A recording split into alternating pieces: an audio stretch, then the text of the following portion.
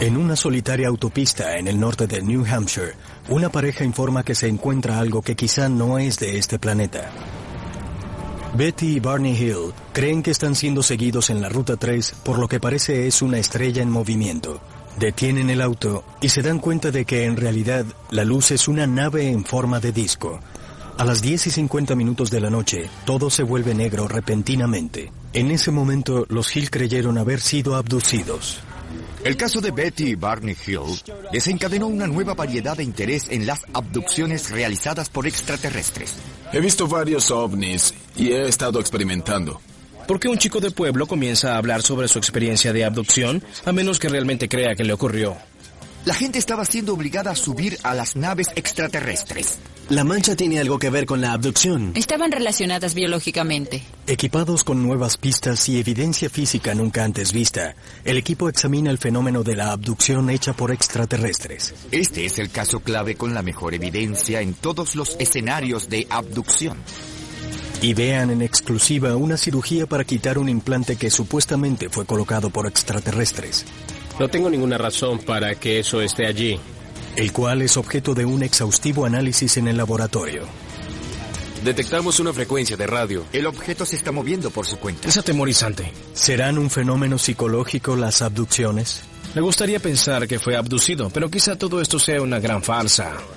¿O son reales? No saben de qué están hablando. El equipo de la revista de OVNIs abre el caso número 61203 y trata sobre las abducciones.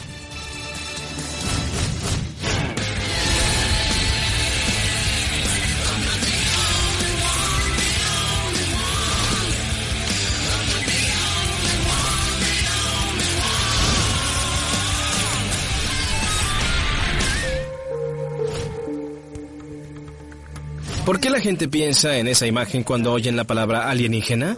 El rostro con los ojos grandes y la gran cabeza. ¿Realmente sabemos cómo son los extraterrestres?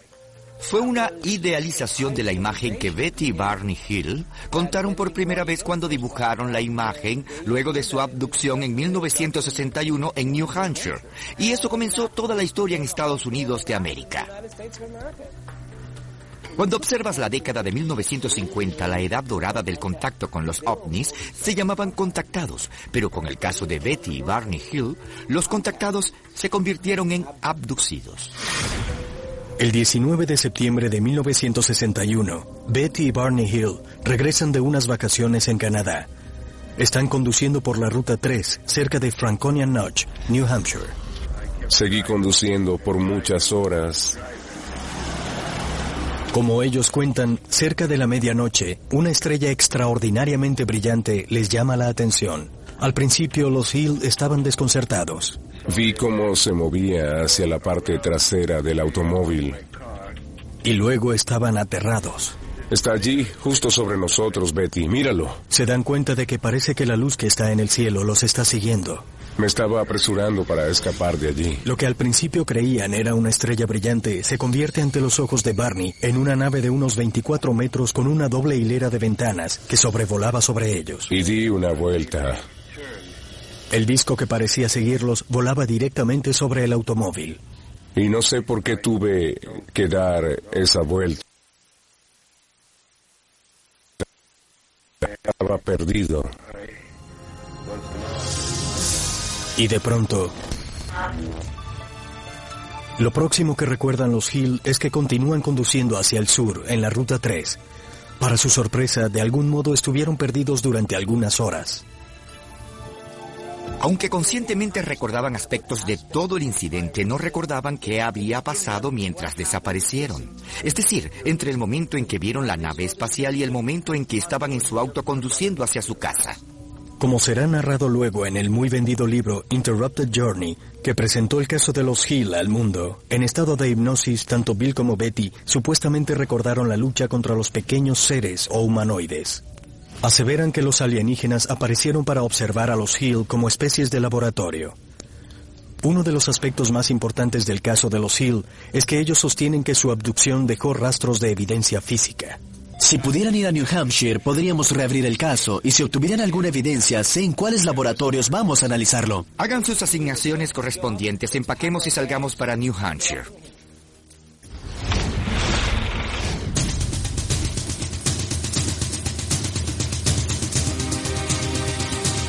El equipo está en el norte de New Hampshire para rastrear la ruta en que los Hill conducían esa noche. No puedes estudiar a los ovnis sin reflexionar seriamente en la posibilidad de que van a interactuar con nosotros y por lo tanto no podemos eliminar el fenómeno de las abducciones. Vamos a reunirnos con Kathy Marden. ¿La sobrina? Es la sobrina de Betty. Sí, exacto. Estaba viva en el momento de la abducción y fue testigo de lo que le pasó a Bill y a Betty esa noche.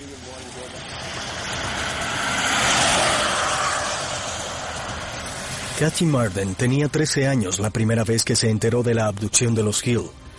Luego de que Barney murió el 25 de febrero de 1969, Betty se unió más a Kathy. Hola. Hola, Kathy. Y le contó detalles muy privados sobre su experiencia. Después de que Betty murió en 2004, Kathy quedó como la más experta en el tema. Su libro le proporcionó un nuevo enfoque de comprensión al caso. Nos dirigimos al lugar donde ocurrió el primer encuentro, ¿verdad?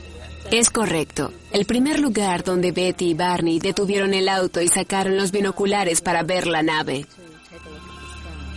Según Kathy, los Hill vieron la supuesta nave en diferentes lugares mientras viajaban por esa ruta. El primero fue el área para picnic del Monte Cleveland, a unos 27 kilómetros al sur de Lancaster. El segundo está cerca de la montaña Cannon y finalmente en un lago a 1,600 metros al sur de Indian Head, donde detuvieron el auto y dijeron haber sido abducidos. Este es el área para picnic del Monte Cleveland. Fue el lugar donde por primera vez se detuvieron Betty y Barney. A Betty le llamó la atención la nueva luz que estaba en el cielo. Betty tomó los binoculares primero y miró a la luna. Entiendo. Y mientras estaba viendo, logró distinguir una nave que tenía un modelo extraño. Emitía multicolores puntos de luz mientras se desplazaba al otro lado de la luna. De inmediato descendió y sin hacer ruido. Ese fue el aspecto que los dejó perplejos. En ese momento vio el objeto moldeado y parecía que estaba rotando y emitiendo destellos de una luz blanca azulada. Se movía como lo haría una estrella y parecía que estaba trasladándose de un lugar a otro en el cielo. En ese momento la nave se había movido hacia el noroeste, hacia Vermont, como si pasara sobre las vías aéreas del tranvía de Cannon Mountain. Barney comenzó a conducir otra vez y corrió a resguardarse en el pueblo más cercano, pero la nave continuó siguiendo al automóvil. La nave se adelantó, se detuvo y descendió a unos 30 metros del vehículo, originando que Barney detuviera el auto en medio de la vía. Él vio la nave y aproximadamente había de 8 a 11 figuras en la ventana que estaban mirando a Barney. Barney quería irse de allí rápido. Estaba corriendo para huir de allí, por lo tanto conduje por mucho tiempo y luego di una vuelta. Barney cruzó hacia la izquierda, hacia una carretera de tierra. Pero había unos 6 u 8 hombres en la vía y estaban confundidos. ¿Qué estaban haciendo estos hombres en la vía? Se dieron cuenta de que no eran humanos luego de que los seres se dividieron en 2 grupos y empezaron a acercarse al auto. En ese momento, la situación se tornó violenta. Los seres abrieron la puerta y la sacaron. A Barney lo arrastraron hacia el bosque, donde estaba esperando la nave. El lugar de la supuesta abducción de los Hill no era sino un bosque y un campo abierto en 1961. Este fue el momento clave en el que aparentemente dejaron de ser viajeros aterrorizados en una oscura carretera en la noche para convertirse en verdaderos abducidos y sujetos a unas criaturas de otro planeta. Los trajeron desde la carretera hasta aquí. Correcto. ¿Y los subieron a bordo de la nave aquí? Bajo la técnica de la hipnosis, revelaron que los subieron por una rampa. Betty forcejeó con esos seres y fue cuando se le rompió el vestido. A Betty la subieron a bordo de la nave y a Barney lo llevaron hacia una sala delante de ella. En ese momento fueron sometidos a la realización de experimentos médicos. Experimentos médicos y les extrajeron muestras del cuerpo. Según el relato, Betty le preguntó a los seres alienígenas de dónde provenían y estos mostraron un mapa tridimensional de las estrellas conectadas por una serie de líneas.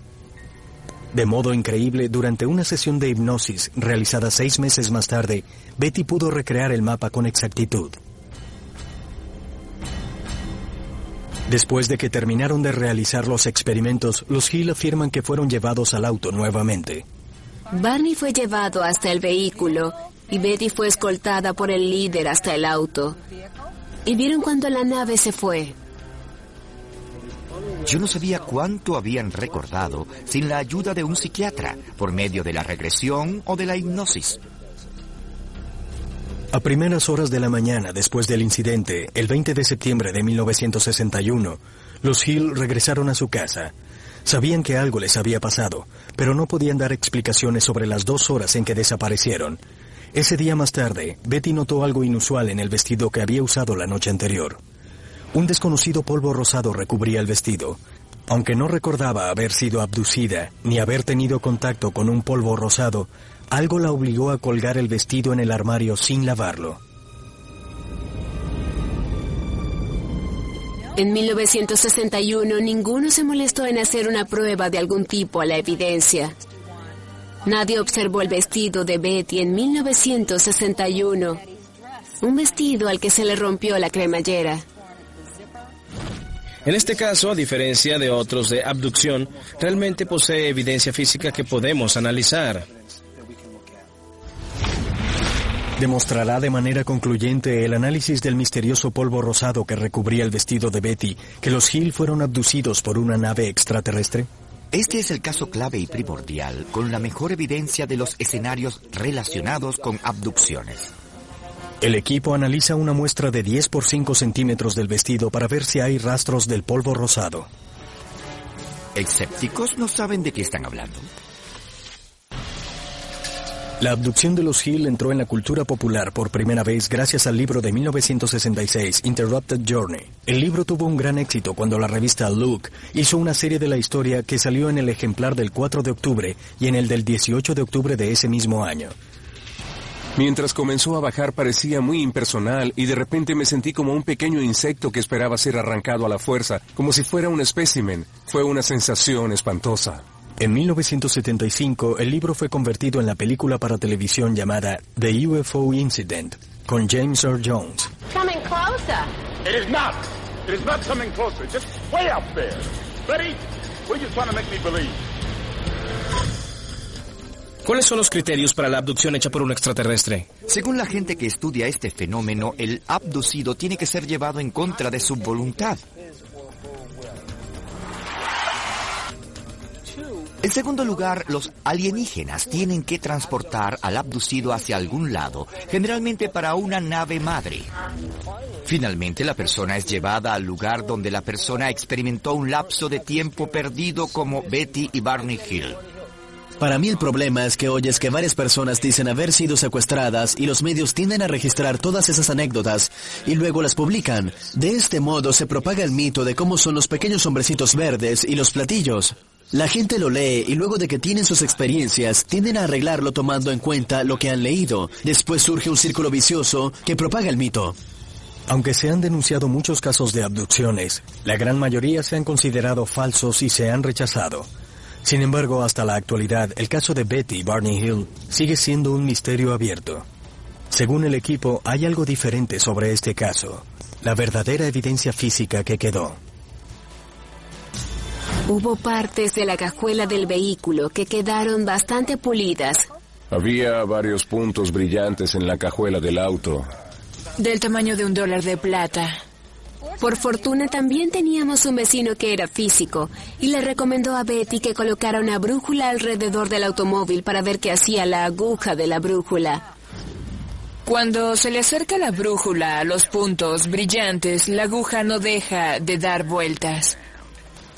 Cuando colocamos la brújula en otro lado que no sean esos puntos brillantes, la aguja se detiene. Según la historia de Betty Hill, hubo una pelea durante el episodio. Después preguntas, ¿cómo quedó el vestido? El vestido presenta algunas alteraciones. La cremallera está despegada, algunos trozos de tela no están en su lugar, la tela contiene algunas cosas y hay muchas manchas. Ahora bien, si los extraterrestres dejaron algo en la tela, ¿aún podría aparecer? Han pasado 40 años, por lo tanto las muestras deben presentar una especie de cierto grado de deterioro. La sustancia en cuestión es un polvo rosado que tiene el vestido de Betty.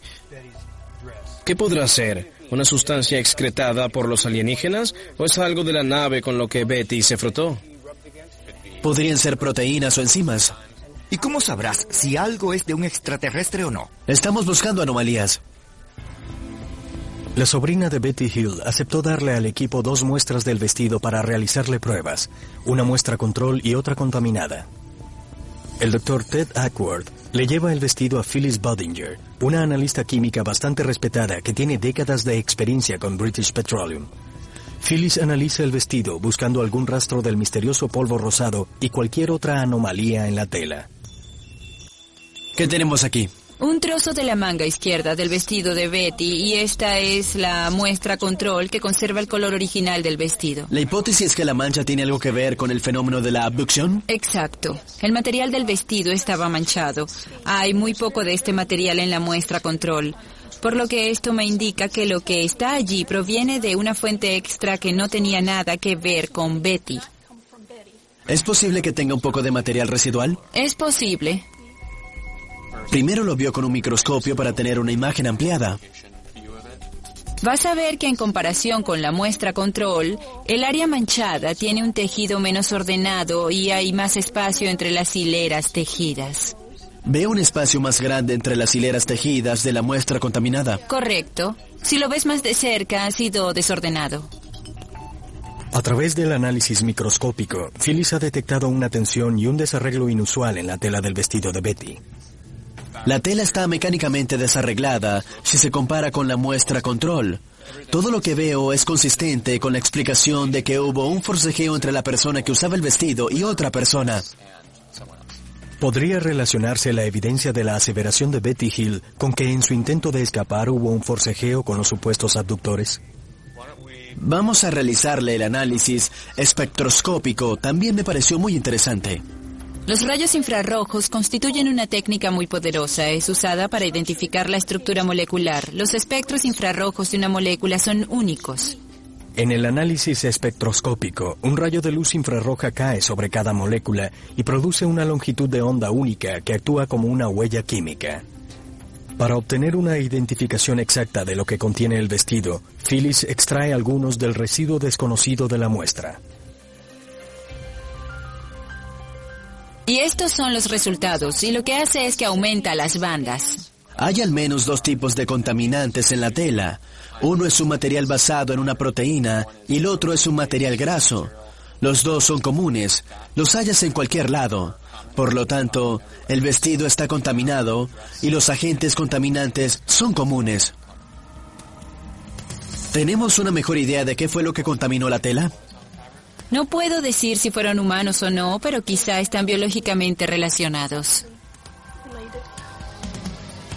La evidencia física coincide con la historia, pero no dice si ese algo o alguien era extraterrestre, humano u otra cosa. Por lo tanto, no es concluyente.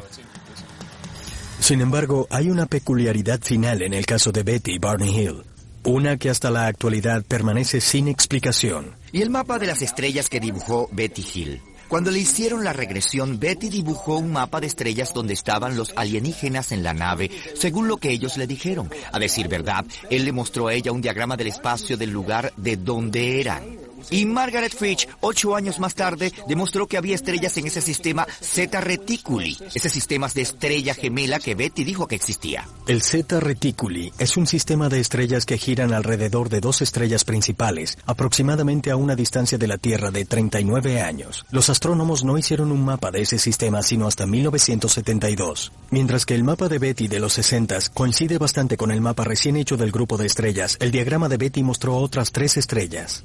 El mapa ni siquiera coincidía. Pero en 1972, cuando teníamos la tecnología para ver ese sector del espacio, ¿qué hallamos? Las mismas estrellas que Betty Hill aseguró estaban allí y se convirtió en una coincidencia exacta. ¿En serio? ¿Cómo Betty Hill iba a identificar la locación exacta de ese sistema de estrellas y la exacta configuración de esas estrellas? Lo identificó, lo dibujó e hizo el diagrama de eso antes de que tuviésemos la tecnología para realizarlo. Desde que Betty Hill dijo que fue secuestrada y sujeta a un examen médico invasivo, miles de personas más relataron haber vivido la misma experiencia. Pero en los últimos años se ha descubierto una nueva tendencia en el fenómeno de la abducción. Los abducidos de todo el mundo han comenzado a descubrir aparatos extraterrestres instalados en sus cuerpos. Quizá este sea un video actual de un implante extraterrestre dentro del cuerpo de un humano. El objeto se mueve por sí solo. Es atemorizante. Molestos e invasivos procedimientos médicos se han asociado con informes de abducciones realizadas por extraterrestres. Pero en años recientes, docenas de abducidos han seguido adelante con algo más. Les han dicho a los que investigan sobre los ovnis que los recuerdos de sus abducciones han sido seguidos por el descubrimiento de objetos desconocidos incrustados en la piel. El equipo va a entrevistar a Tim Cullen de Yuma, Colorado. Colorado ha sido un caldo de cultivo de actividad relacionada con ovnis, según los investigadores. El 27 de agosto de 1995, 21 testigos en 13 locaciones cercanas al centro de Colorado dijeron haber visto un inmenso objeto que tenía la forma de un habano y estaba realizando maniobras increíbles. Estos avistamientos continuaron durante las siguientes 48 horas, convirtiéndolos en los avistamientos masivos más importantes en la historia reciente de Estados Unidos. Un testigo logró filmar el objeto. Adelante. Gracias. Tim ha experimentado varios avistamientos cercanos con un ovni y posteriormente descubrió que tenía un objeto extraño implantado en su cuerpo. Todo comenzó en mayo de 1978. Yo estaba conduciendo a casa, venía desde Denver en compañía de mi esposa. Veníamos por la autopista 59 y un ovni bajó frente a nosotros y aterrizó en la vía. Tenía unos 30 metros de largo, 6 metros de ancho y una altura de unos 3 metros. Tim vio el objeto en la autopista 59, a 12 kilómetros en las afueras de Yuma. La nave se movió hasta acá, hasta este pasto. Creo que aterrizó aproximadamente aquí, en esta área. De repente aparecieron 2 luces, una sobre la otra. Eran muy brillantes, y pareció que nos sentamos allí durante unos 4 o 5 minutos. Volteé a ver a mi esposa y le dije, bueno, quizá deberíamos irnos. Y 4 años más tarde hallé esta pieza de metal en mi brazo. No hay heridas que marquen un punto de entrada y Cullen tenía unas radiografías previas al avistamiento del ovni, lo que probó que no había metales en el brazo en ese tiempo. Aquí está el objeto, parece que está a unos centímetros de la muñeca. El equipo consulta con el Dr. Roger Lear, un cirujano residenciado en California. El Dr. Lear ha realizado la extracción de más de una docena de objetos a individuos que dicen haber tenido implantes de extraterrestres. La mayoría de los supuestos implantes nunca fueron probados. Los implantes que se hallaron procedían de la Tierra o de pruebas que quedaron inconclusas. ¿Es posible que esto sea una secreción biológica de algún tipo o una acumulación de grasa? De ninguna manera. Los metales que están en este objeto no han sido segregados por el cuerpo, sino que son extraños a este. Diría que si un objeto de este tamaño entra desde afuera, ¿dejaría una herida perceptible de la entrada? Tiene que haber un portal de entrada. Le vimos el brazo y no hay ninguna cicatriz de ninguna clase. Exacto. Está bien. Lo que creo es que recibo otra opinión profesional de un médico que me dice que es un objeto anómalo y que tiene 3 laboratorios para examinarlo. Y en los resultados realizados en los 3 laboratorios se observó que es un objeto muy inusual. Mi mayor preocupación es que es una pieza de metal que de algún modo se metió en el cuerpo de Tim. Además, el objeto no produjo ninguna reacción ni hubo ninguna inflamación en el cuerpo de Tim. A decir verdad, luego de sacar el objeto se descubrió que el cuerpo de Tim había rodeado el implante con un montón de nervios, reacción que es bastante anómala como respuesta de la presencia de un material extraño. Dicen que había tejido alrededor de este objeto. ¿Podemos ver el video? Claro. El objeto también mostró comportamientos anormales durante la extracción quirúrgica. Todo el proceso fue grabado. ¿Este es el video de la operación? Mira el tamaño de eso. ¿Lo ves? Allí está. ¿Ves cómo se está moviendo? ¿Lo ves? Allí está la prueba. Allí está cómo se está moviendo. ¿Lo viste? El objeto se está moviendo por sí solo. La herramienta no lo vi de cerca. Se está moviendo dentro del brazo de Tim. No puedo estar 100% convencido hasta que tengamos un súper acercamiento de esta cosa. Hasta ahora solo hay algo bizarro allí que me va a sorprender y va a obligarme a decir, es un objeto extraterrestre. No sé qué es. Podemos verlo cómo se mueve alrededor en la pantalla. No lo estoy tocando. Ahora lo detuve. Ven que en realidad no se está tocando, está lejos. Así que vamos a poner el video otra vez. ¿Lo ves? Volvió a saltar. Volvió a saltar. Salta. Mira cómo se aleja. ¿Lo estás moviendo? Qué interesante. Mira, mira. Bueno, eso es muy extraño. Se está moviendo solo. ¿Qué lo está haciendo moverse? Ciertamente no está siendo tocado por el hemostato, ni lo está tocando ninguna otra cosa. No hay fluido. No ves ningún fluido en el brazo. Simplemente se está moviendo por el tejido y actúa por sí solo. No sé qué pensar, realmente no sé qué pensar. Si no es un fluido, entonces se está moviendo solo y por lo tanto no sé qué pensar. Pero me asusta muchísimo. Mientras el equipo considera que la evidencia de Tim Cullen es notable, hay casos más recientes y más problemáticos de implantes que quedan luego de unas abducciones posiblemente hechas por extraterrestres. El 11 de diciembre de 2007, un hombre de 49 años de Pensilvania llamado Jeff Harvey se pone en contacto con el equipo. Muy bien, vamos a la oficina. Vamos. En 2001 se enfermó gravemente de algo que fue diagnosticado como envenenamiento con metal pesado. Súbanse. La causa de dicha condición nunca fue determinada. Al mismo tiempo, descubrió algo extraño colocado en el muslo superior. ¿Cuándo te diste cuenta por primera vez que tenías un objeto o algo dentro de ti? Lo que sucedió fue que empecé a adelgazar mucho. Yo pesaba 100 kilogramos y ahora peso 64. Entonces estaba adelgazando bastante y me enfermé. Si esto está relacionado con eso, primero quiero sacármelo. Segundo, quiero analizarlo muchas veces para averiguar cuál es la respuesta. ¿Y qué te hace pensar que está relacionado con un ovni? Es una de las posibilidades que estoy investigando. Cuando Jeff tenía 8 años, en 1967, él y su padre presenciaron el avistamiento de un ovni cuando vivían en Honesdale, Pensilvania, cerca de Scranton. Mi papá y yo estábamos pescando en la ribera del río y la nave se atravesó en la cima del árbol. Tenía humo en la parte trasera y poseía una forma circular y una especie de tazón en el fondo. ¿Recuerdas algo de cuando sentiste que te pusieron ese nódulo en la pierna? Es el aspecto más extraño. En el departamento de veteranos dijeron que coincidía con una esquirla. Pero nunca he estado en batalla, por lo tanto no tengo ninguna razón por la que debería estar aquí. Pero sí tienes la experiencia del avistamiento de un ovni. Quizá esa es la conexión.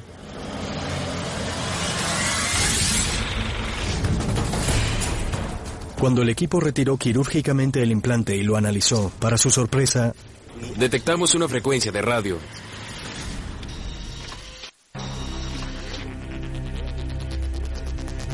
El equipo llevó a Jeff al consultorio del Dr. Roger Lear en Thousand Oaks, California, para realizarle una prueba antes de extraérsele el supuesto implante. Vamos a buscar si hay radioactividad, campos electromagnéticos y cosas de esa naturaleza. Pasa por aquí. Muy bien. Jeff Harvey notó la presencia de un objeto magnético en su pierna hace 4 años.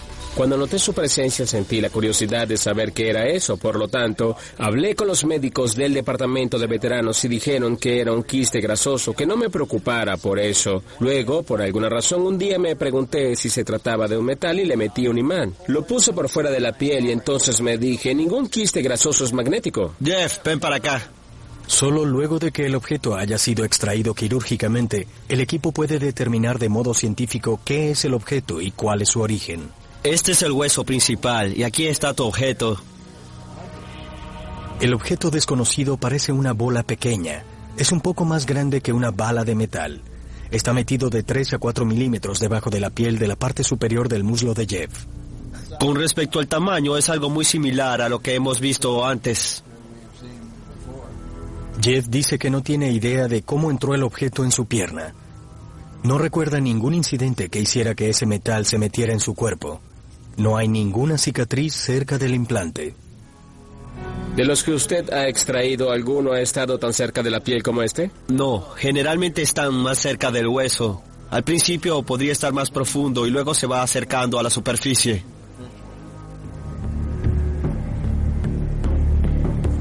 Antes de hacer la cirugía para extraer el implante, tenemos que determinar con exactitud qué es el objeto.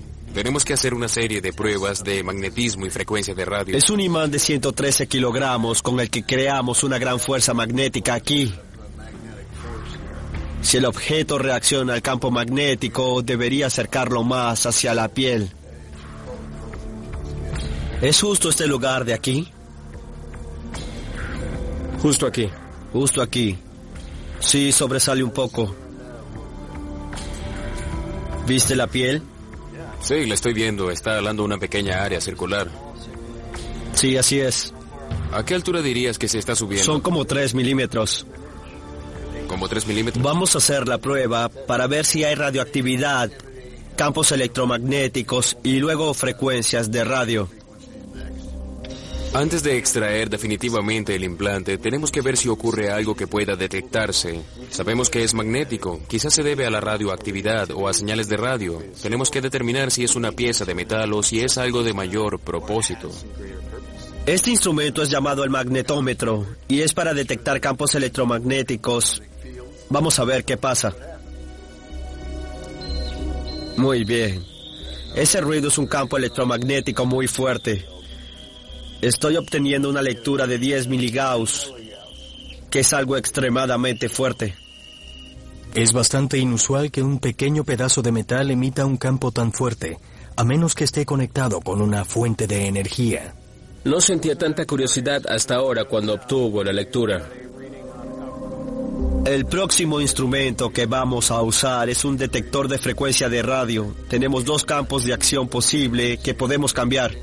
Uno es el campo de los gigahertz y el otro es el campo de los megahertz. El Dr. Lear está cambiando un amplio campo de frecuencias posibles desde el punto final del campo de megahertz y continuará subiendo hasta el principio de los gigahertz. Megahertz es la longitud de onda usada por la televisión y por las estaciones de radio de frecuencia modulada. Y gigahertz es mucho más alta, usada por hornos microondas y celulares, entre otras aplicaciones. Está emitiendo una frecuencia de radio. Parece que es de 59.125254 GHz. Ahora estamos en el campo de frecuencia de megahertz, que es de 35.893 y este es megahertz. La lectura en megahertz cae debajo de una banda de VHF, la cual es usada por la radio satelital, las comunicaciones terrestres, el gobierno y los consumidores. Bueno, aprendimos algo hoy y vamos a esperar a mañana para tenerlo en nuestras manos.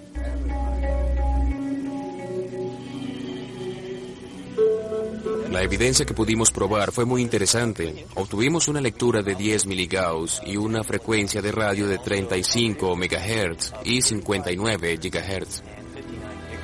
35 MHz es VHF y es radio, una radio de frecuencia modulada o televisión. Es muy posible que haya mucha radiación de fondo y que haya registrado un poco de esto. Pero la otra, la de 59 GHz, es una frecuencia muy alta, es una frecuencia de radio que los astrónomos de radio usan para detectar las frecuencias de radio que vienen del espacio exterior.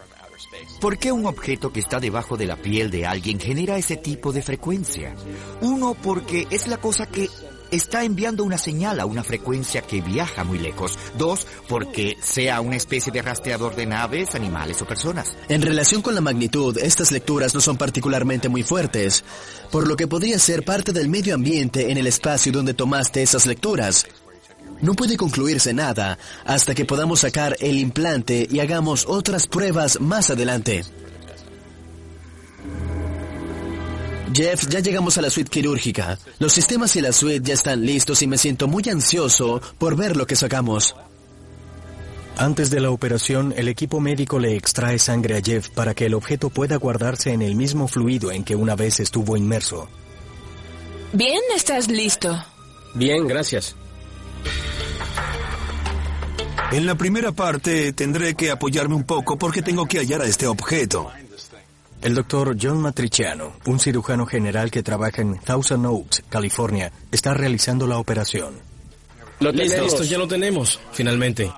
Usaré anestesia local y aquí es donde vamos, justo en este lugar donde marcamos antes, por lo que haré un pequeño rasguño en la piel.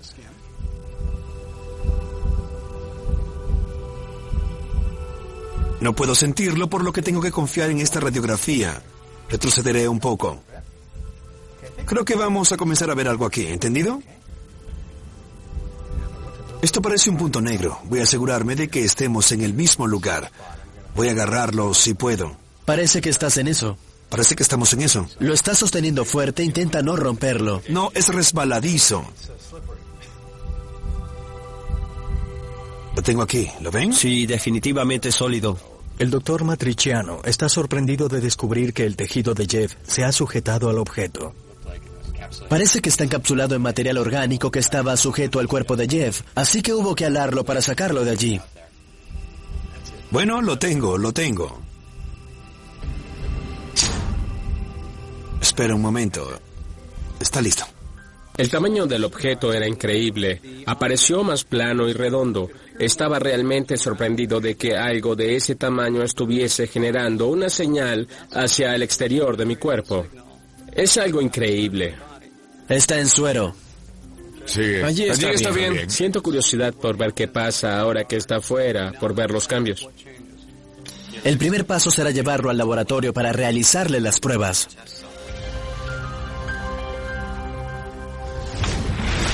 Cuando el equipo realizó el análisis del implante, allí está. Descubrieron algo que nadie se esperó nunca. Se parece a un meteorito pequeño.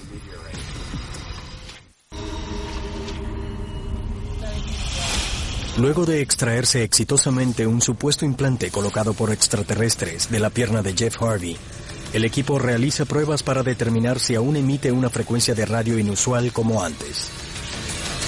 Cuéntame sobre la prueba de frecuencia de radio. La frecuencia de radio se canceló, se detuvo. El implante dejó de emitir alguna señal.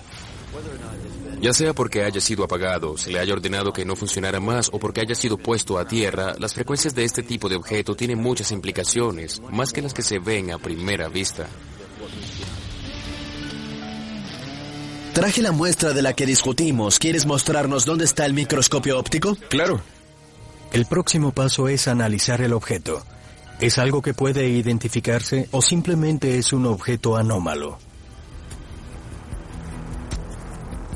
El equipo le lleva la muestra a Richard Matson del laboratorio SEAL en El Segundo, California. Con 36 años de experiencia, la compañía es uno de los primeros laboratorios de análisis independientes en el país. Con la finalidad de darle un enfoque científico a esto, tenemos que ver qué es esta cosa, someterlo a una prueba biológica y metalúrgica para luego ver si tenemos algo aquí. La muestra es muy pequeña, es de solamente 1 o 2 milímetros. ¿Qué estás buscando en este momento?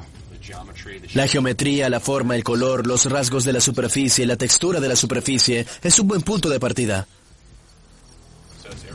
Es irregular en forma, parece que es de color negro y marrón, casi se parece a un meteorito muy pequeño. ¿Hay alguna línea de fractura o...? Nada de eso, no parece hecho o fabricado por el hombre. Bajo el microscopio óptico, a una ampliación de 40 veces, tenemos una gran idea de lo que parece.